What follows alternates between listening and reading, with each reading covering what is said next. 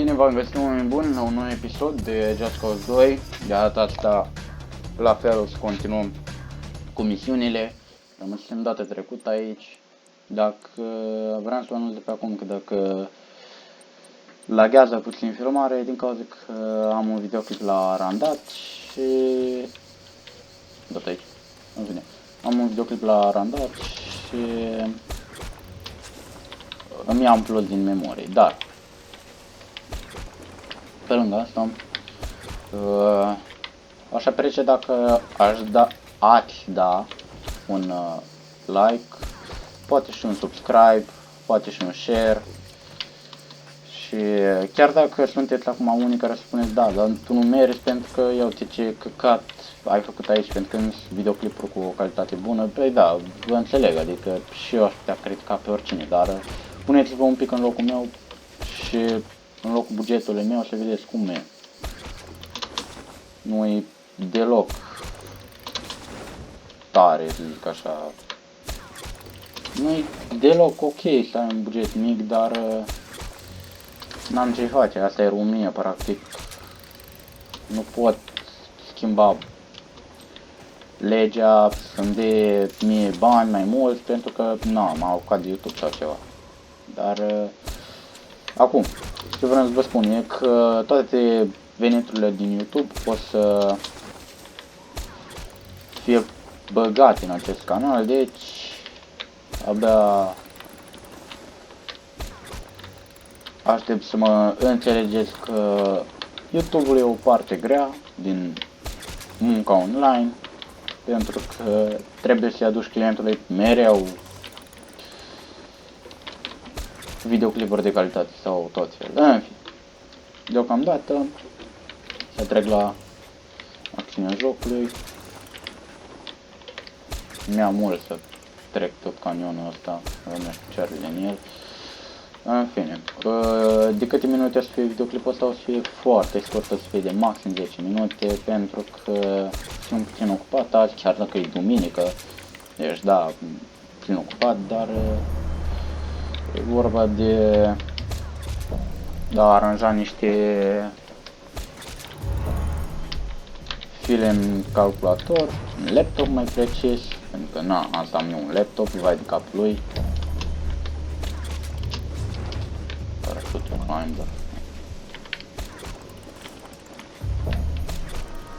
În fine, da, și aș spera ca cei care vă uitați, deci nu închideți videoclipul imediat, pentru că am ceva să vă spun. Aș dori să vă gândiți un pic pentru acest tip de canal, cum e să facă videoclipuri de genul, cât de greu e să găsesc niște jocuri care să meargă, să arate bine și să pot face o serie cu ele. Bine, imediat cum să am o mică sursă de venit, nu din YouTube, pentru că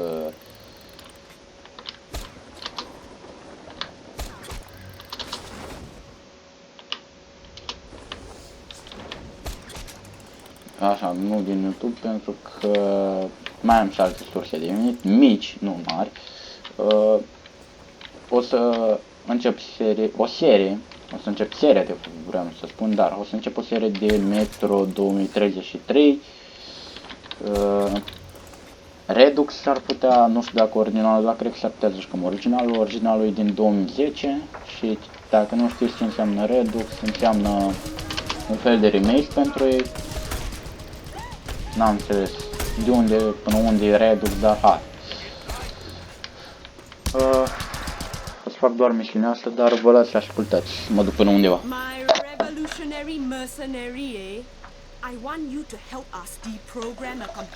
Da, sper că nu v-am deranjat, dar trebuie să verific ceva. Nu știu acum, cred că se aude tastatura dacă fac așa. Dar mai n-am ce face, microfonul e foarte aproape de tastatură. Dacă mă întrebați ce microfon registrez cu microfon de la căști. Da, așa de jos. Pe bun. Trebuie să mergem acolo. O să urc puțin cu asta. Ce drăguț arată.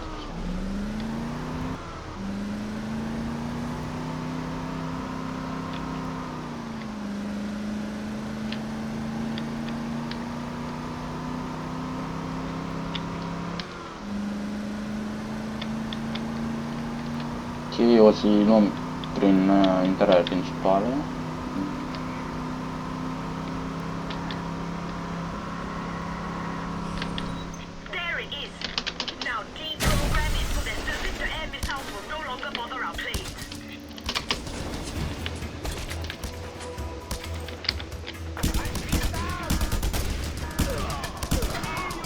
Care mai dai?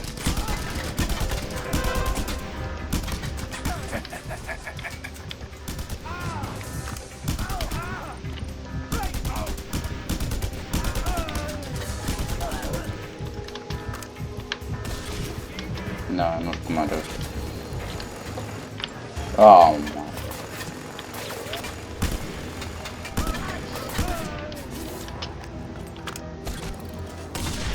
Oh, paradox. Ah, uite.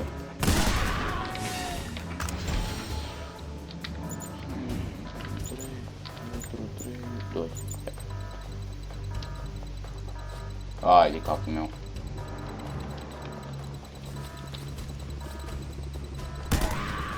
Ha, degeaba. Hai, repede, hai.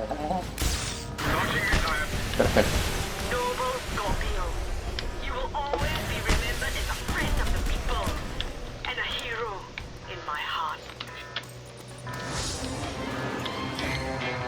Da, perfect, am completat misiunea.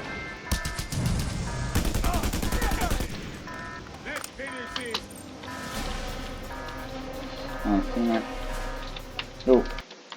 Așa, nu mă las pe... Mergem la următoarea misiune și o mai fac numai pe aia. Cer scuze dacă videoclipul e prea scurt, dar n-am ce face, efectiv.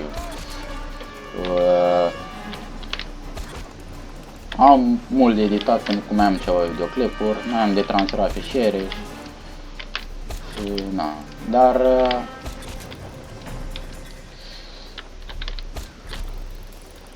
pe pot chestia asta? Na.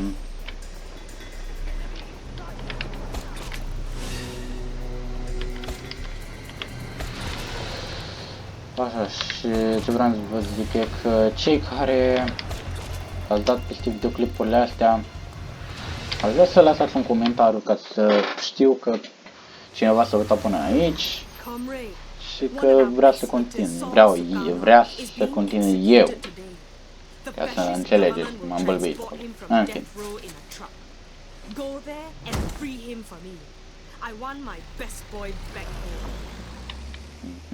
Iarăși un rescue mission, cred.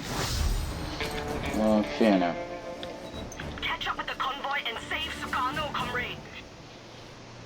Unde e ăla?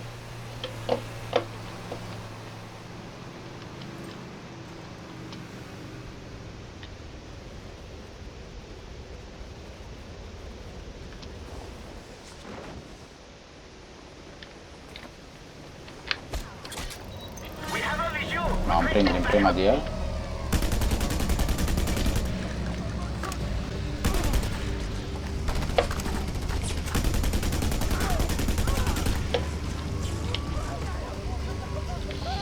Patru.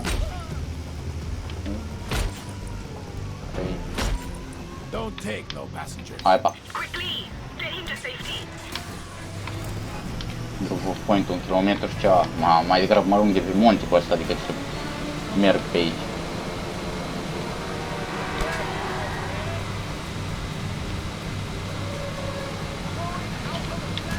Da, și când o să apară schimbările? Atunci când o să am un venit mult mai mare și o să am bani, să-mi iau un calculator cât de decent. Acum ce înseamnă decent la mine? Înseamnă 8 GB de RAM minim, un procesor mult mai bun. Care e cineva aici?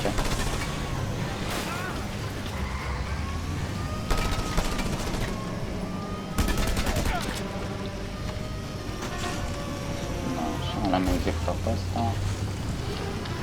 În fine, și...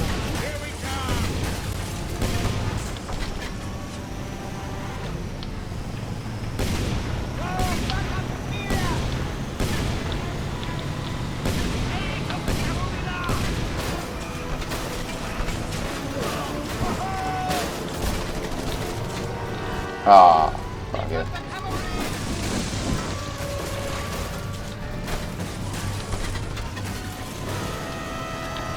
Perfect.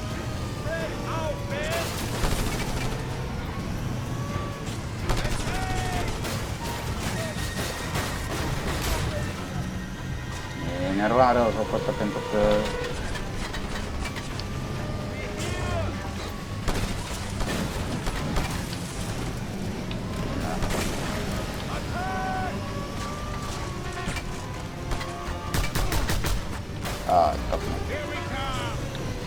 sper să reușesc să trec din misiunea asta, dacă nu, aia e, o repetăm.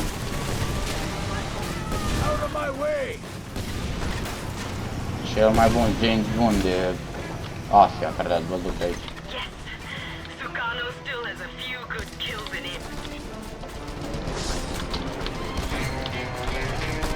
Perfect, eu să scap de ăștia și să încheie episodul. În fine.